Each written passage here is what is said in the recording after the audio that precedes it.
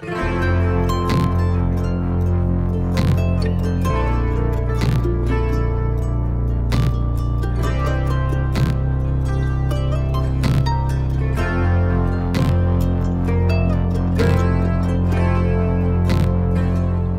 to the Garden City Project, and today we are discussing specifically our Song City Circles, okay?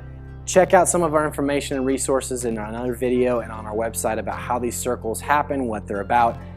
They can be as formal or informal as you like. We create resources for both, to where you can just gather, eat, create, talk together, to in-depth. You can plan, strategize, get together and actually plan a church, or you can do a bunch of different things. There's a lot of things we want to start enabling you to do, okay? But one of these is more informal. It's a Song City Circle. You'll know if you watch our other videos that we desire to develop quality instruction, publication, and production that serves worldwide needs. And we want to do things a little bit differently. And let's break it down specifically when it comes to songs. And we'll get into more of the full scope of arts and creativity in our liturgy and art circles, but specifically songs.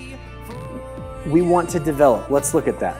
We're not like another company where we come up with the sound, the material, the market, and then we put some writer or musician, developer, or some other kind of artist under contract to serve our vision. This is a top-down approach, and it serves the company, not the community. We are not about that. We believe artistry has to be developed in a local context, and the local church is the place to develop that artistry. Artistry is both character and craft. Take a look at Titus 2. Paul says, let's do all things in accordance with sound doctrine, and we'd all think, well, he's about to list off some statement of faith, right? Make his website. No, he starts talking about how men and women train each other, the young to the old to the young. He starts talking about parents, and he starts talking about elder to youth and all this different stuff. And he says, this is how we adorn the doctrine of God. Isn't that fascinating? To Paul, correct doctrine is not just a set of beliefs, it's community practice. It's the way we interact with each other, to where the world not only hears what we say we believe, but looks at the way we do things and says they must be a different kind of kingdom. And you've heard it, share the gospel at all times, or when possible, use words, or when necessary, use words, right? You've heard that whole St. Ignatius of Loyola, right? I think it was, or was it St. Francis of Assisi? Don't quote me on the video, but I can't remember who I'm quoting. But that quote holds in it that we talk too much. We don't do what we believe. But so often we internalize this to an I level, me. But the whole Bible is about we. It's about us. It's about, do we show forth the community? I cannot show love and kindness by myself. I cannot be kind and loving standing in this room. I can't. It takes the other to show the nature of God. And so it's about a community that is a visual. I always tell people, God is audio and video. He is audio in that He tells us what to believe. That's our statement of faith. But He's video in that He shows the world what it looks like. And that's what we need to be.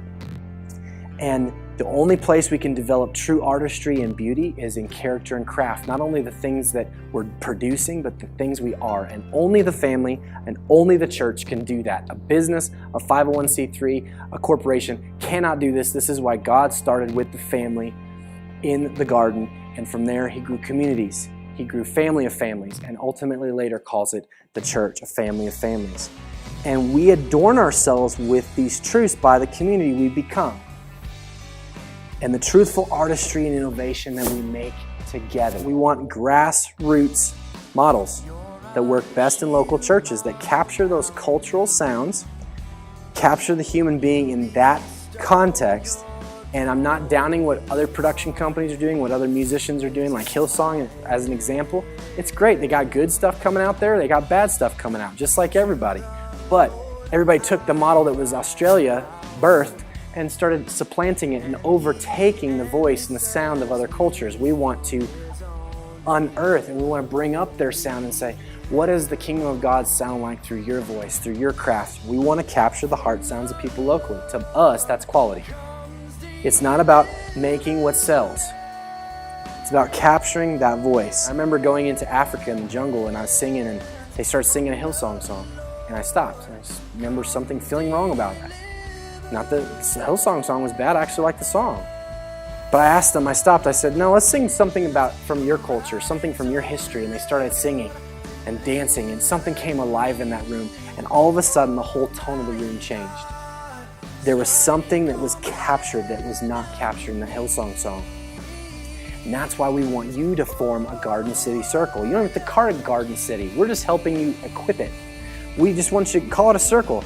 And we believe that seeds start in a community and they get cultivated and curated. And we want to help that curation process, and they grow into something beautiful that adorns a city, that adorns a community, adorns your character. And ultimately, that's going to lead to serving worldwide needs. Artistry and innovation, it's always about serving. Always.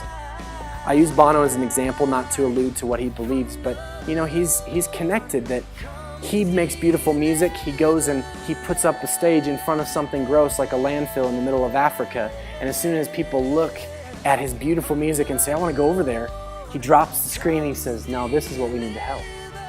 And art, beauty has always been there to gaze upon. But the mission of God is saying, when you gaze upon, David's saying, one thing I ask, to gaze upon the beauty of the Lord. When Isaiah caught a glimpse of God's glory, what did he say? Here am I, Lord, send me. The first response was, I saw something beautiful. What do I go do about that? And that's what we want people to think of their creativity as more than a product to sell. That's all creativity's become, isn't it? It's a product that helps. And I believe people are more committed to money or more committed to a cause than they are to money. I believe they're more committed to connection than they are to cash.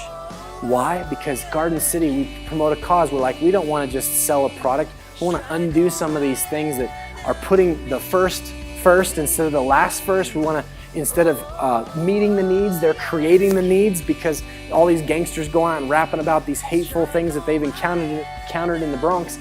They're just producing more hate. They're not taking what they're doing and reinvesting it to make sure that hate dissipates. It's not truly beautiful. For something to become truly beautiful, it has to be dangerously missional. It has to not only present something of God's nature, but it has to, and part of God's nature is that He reaches out a helping hand. It loves God, it loves others. And as Christians, we have the greatest cause of all.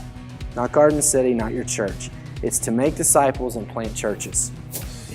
And God says specifically those churches are to meet the needs of the fatherless, the orphan, and the widow. You're going to see us at Garden City more and more in years to come. You're going to see us investing in planting churches, not only just starting circles to edify local churches, but plant new ones. That's why we have circles that we want to dedicate to planting churches. We're going to put more finances, we're going to put more people towards that.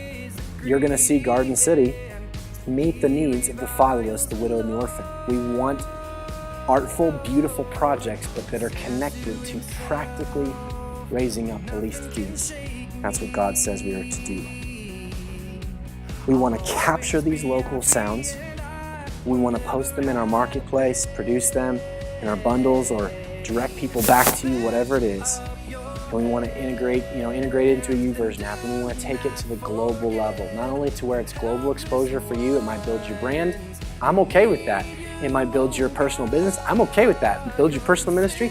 I'm okay with that. If it's beautiful, it's edifying the local church, let's get more done together. But it's got to be focused first at the local level. And ultimately, it's got to not end at the end of the day with us hanging our hat on the hook of, did I get YouTube likes? Did I get a fan today? That's just too small of a cause. It's got to meet the needs of somebody looking for food. It's got to meet the need of someone broken. It's got to restore somebody. It's got to plant a church. It's got to revitalize a community. It just has to. And that's where we're at Garden City. We want you to submit your work. Join us. Okay? We want you to start a circle, and we've got resources here to do it. Watch our resource video, read them, contact us so we can help you do it. We want you to log it so we can see where it's going on and help benefit you and direct some of our resources towards you. And ultimately, this is about worshiping the Lord and ministering to His people. And that's all it's about. So take a look at our liturgy and art circle. That'll get a little bit more in depth and a little bit more involved, and it'll explain a little bit more of the structure behind how we see these circles functioning. We're looking forward to what God is going to do through you. Forget the helpless one.